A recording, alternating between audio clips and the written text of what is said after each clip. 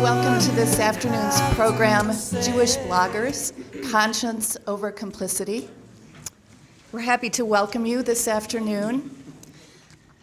So this season we've taken as our theme, Israel and Palestine, creating a just peace in the Obama era. The 5 words, Jews for a just peace, was divisive within our community. We learned the adage, 2 Jews, 3 opinions. There are only 5 to 6 million American Jews, and yet we have split into 4 major religious movements with significant variation within each movement to allow for varied belief systems, religious practices, and rituals that reflect the diversity of our voices. And then there is the secular Jewish movement, which is even smaller, and yet it too is split into multiple bodies to accommodate the diversity of its participants. The myth that the mainstream established Jewish organizations speak for all Jews, united in blind support of the Israeli government, has been busted wide open. Our speakers are using their blogs to bring the diversity of Jewish voices and beliefs about Israel and Palestine to anyone who wants to listen and learn. Their blogs have become forums where a wide variety of perspectives on Israel-Palestine are aired and debated, and where the diversity of thought about this topic within the Jewish community is evident.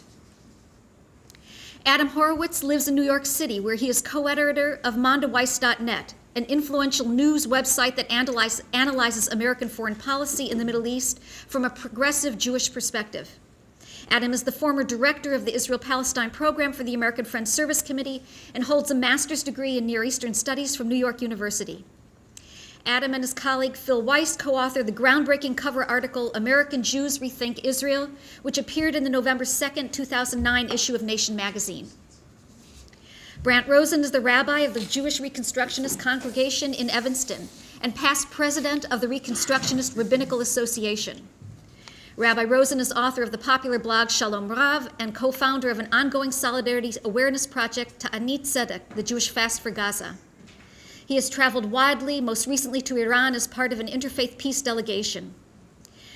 Brant's editorials have appeared in various publications, including the Chicago Tribune, and he has been listed by Newsweek as one of the top 25 pulpit rabbis in America. Cecily Sarasky, the granddaughter of Zionist socialist activists, has been on the staff of Jewish Voice for Peace since 2003 and is currently its deputy director. JVP is one of the country's largest and oldest grassroots Jewish peace organizations. Cecily's analysis of Israeli-Palestinian politics have appeared in numerous media outlets around the world. Cecily graduated from Brown University with a BA in Religious Studies with special honors for her work in modern culture and media.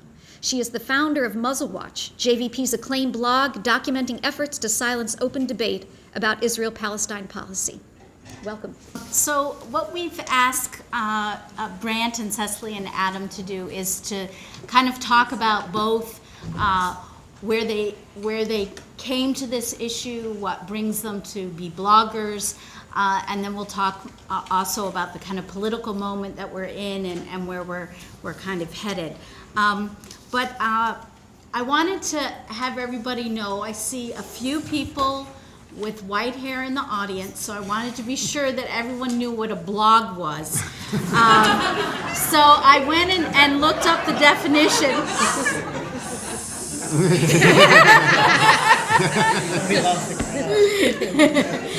A blog is an online diary, a personal chronological log of thoughts published on a web page.